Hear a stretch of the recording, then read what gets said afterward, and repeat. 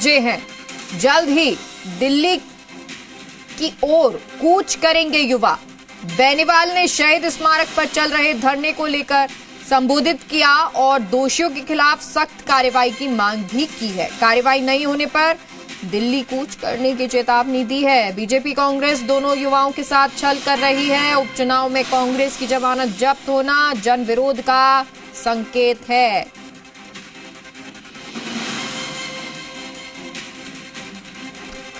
तो हनुमान बेनीवाल लगातार प्रदर्शन कर रहे हैं एसआई भर्ती को लेकर, और एसआई भर्ती को लेकर उन्होंने कहा भी है कि इस पर सख्त कार्रवाई दोषियों के खिलाफ होनी चाहिए, और अगर नहीं होती है तो युवा जल्द ही दिल्ली कूच करेंगे, क्योंकि इस पर निर्णय होना जरूरी है। लेकिन अभी तक कोई निर्णय नहीं हुआ है।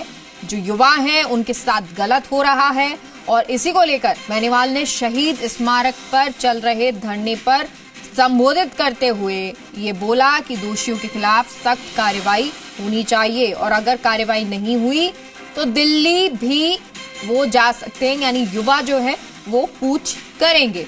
बीजेपी कांग्रेस दोनों को उन्होंने निशाना साधा है, कहा है कि ये दोनों ही पार्टियां जो है वो छल कर रही हैं।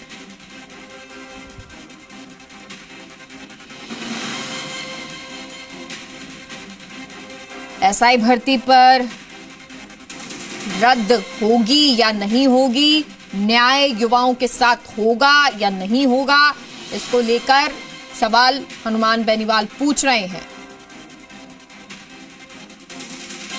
और ये धरना कई दिन से जारी है।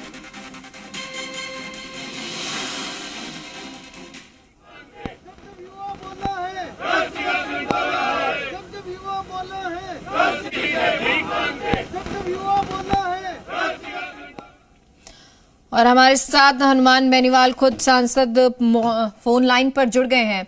हनुमान बेनीवाल जी राजस्थान पर आपका स्वागत। और अभी धरना जो चल रहा है शहीद स्मारक पर, उसमें आपने दिल्ली कूच की चेतावनी दी है।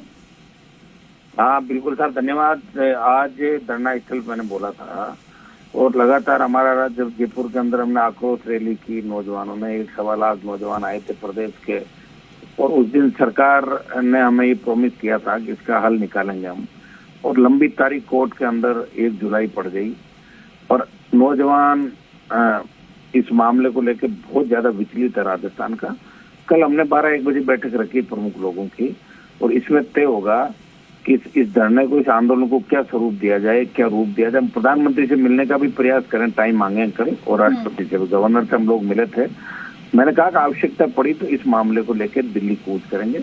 कल हम तय करेंगे कि हमारा अगला पड़ाव क्या होगा, क्योंकि भर्ती जब तक रद्द नहीं होगी, आरपीएससी का पुनर्गठन नहीं होगा, तो भारतीय जनता पार्टी का खुद का ये वादा था चुनाव से पहले कि हम भर्तियां रद्द करेंगे, बड़े मगरमच्छ पकड़ेंगे, आरपीएससी का पुनर्गठन से। मैं कोई नई बात थोड़ी कह रहा हूँ, मैं तो बीजेपी के नेताओं को उनकी बात याद दिला रहा हूँ।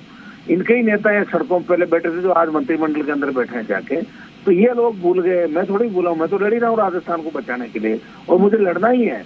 और उस दिन सरकार का एक प्रॉमिस था, सीएम की तरफ से डेलीगेशन आया था, संभाग आयुक्त और कमिश्नर खुद ज्ञापन लेना है, तो उन्होंने कहा कि सरकार गंभीर है और इस मामले में सोच रही है। तो अब सोचने से काम थोड़ी चला गया, तो अपनी बात कह के चले गए। लॉ एंड ऑर्डर नहीं बिगड़े, हम भी नहीं चाहते थे, लेकिन अब हम नौजवानों को क्या जवाब दें, ये कल हम बात करेंगे कि हमारा अगला पड़ाव क्या होगा, आंदोलन किस दिशा में जाएगा। कोशिश हम करेंगे कि लोकतांत्रिक तरीके से आंदोलन को करें, और अभी तक तो ठीक ही रहा है मामला, कल बात करेंगे इस मामले को लेकर। लेकिन हनुमान बेनीवाल जी, ये अभी कोर्ट पे मामला है, और कोर्ट ने अभी तारीख बढ़ा दी है, तो जब तक कोर्ट की तरफ से कोई फैसला नहीं आता तब कोई वेट थोड़ी करेंगे। 10 साल कर दे कोर्ट, फिर तो सरकार बोल दे ना, सीएम कल बोल दे, सीएम कल ये बचते हुए दे कल कि हनुमान जी न्यायालय में मामला है और हम बच्चों का ध्यान रखेंगे पूरा, आप निश्चिंत रहें। तो कर ले। सीएम क्यों नहीं अपील कर रहा है राजस्थान के नौजवानों से? वैसे तो रोज बात कर रहे हैं छोटी छोटी बातों पर, तो इनको चिंता करनी चाहिए ना मुख्यमंत्री जी। जब मुख्यमंत्री नहीं बने थे तब तो सड़कों में नारे लगाते थे कि भर्ती रद्द करो, ये करो, तो अब क्यों नहीं कर रहे हैं चिंता राजस्थान की? अब तो ज्यादा चिंता करनी चाहिए। अब तो चीफ मिनिस्टर राजस्थान के और बीजेपी के वो तमाम नेता जिनका पोस्टर में फोटो था, चाहे राजेंद्र राठौड़, सतीश पूनिया, वसुंधरा राजे और सीपी जोशी, चारों लोग अब की बार भाजपा सरकार भर्तियां रद्द करेंगे, आरपीएससी को भंग करेंगे। मोदी जी ने कहा कि पाताल से ढूंढ लूंगा पेपर माफिया को, तो पाताल तो जरूरत ही नहीं, तो बाहर ही घूम रहे, ढूंढ लो आप इनको। तो फिर प्रधानमंत्री को वादा याद दिलाना, दिल्ली तो जाना पड़ेगा, और कहाँ जाऊंगा मैं। आखिरी कूच तो दिल्ली की तरफ होगा। वो कलम तय करेंगे कि हमारा अगला पड़ाव क्या होगा। ये बीजेपी सरासर बरगला के जिस तरह नौजवानों को धोखा दे रही है, और कांग्रेस बीजेपी की गोद में बैठी राजस्थान के अंदर, ये मिला जुली का खेल अब राजस्थान का नौजवान सहन नहीं करेगा। आर पार की लड़ाई होगी इस बार।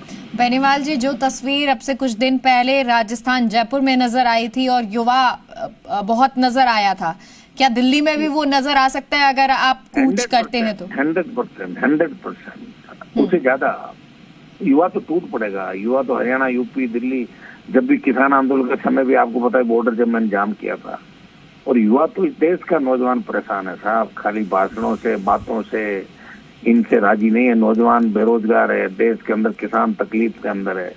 जो आम आदमी जिस तरह महंगाई की मार झेल रहा है, उसे शाम को खाने के लिए जो सामान चाहिए वो कितना महंगा है।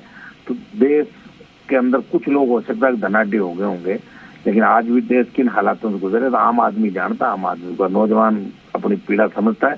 अगर इस तरह पेपर लीक होंगे, इस तरह भर्तियां रद्द हो गई, ये पेपर लीक की घटनाएं, और जेटी का जो एग्जाम हुआ भजन लाल जी गाने के बाद, जेटी के एग्जाम में तो ओएमआर सीट पर ही दस्तखत नहीं थे, न स्टूडेंट के थे न टीचर के थे जो एग्जाम लेता है। तो ये तो ओएमआर का नया घोटाला आ गया सामने।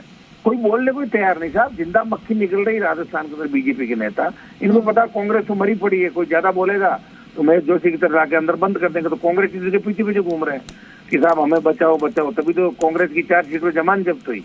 बीजेपी नहीं कांग्रेस के टिकट बांटे थे राजस्थान में चुनाव के अंदर, तब ये हालात बने। गाय कॉफी खा रही है, किराना स्टोर पे कॉफी बेच रही है, आप रोज देख रहे हो। ये तो मैं धन्यवाद देता हूँ आप लोगों को, मीडिया को, प्रिंट मीडिया, आपका इलेक्ट्रॉनिक मीडिया, सोशल मीडिया, कि बच्चे खुद ही सबूत लेके आ रहे हैं। आरपीसी के 2 मेंबर जेल के अंदर है, किसी चेयरमैन से पूछताछ नहीं हुई। तो बड़े मगरमच्छ कौन है भजनलाल जी कब बताएंगे? भजनलाल जी कह रहे थे ना कांग्रेस के नेता रात के अंदर है, मेरे से मिलते हैं, तो नाम बताओ उनका कौन मिल रहा है।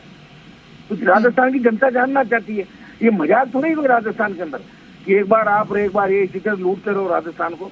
अब जवान अपना हिसाब किताब मांगेगा, खुद फैसले करेगा। जी ठीक है, बहुत बहुत शुक्रिया जी राजस्थान के साथ जुड़ने के लिए हनुमान बेनीवाल जी।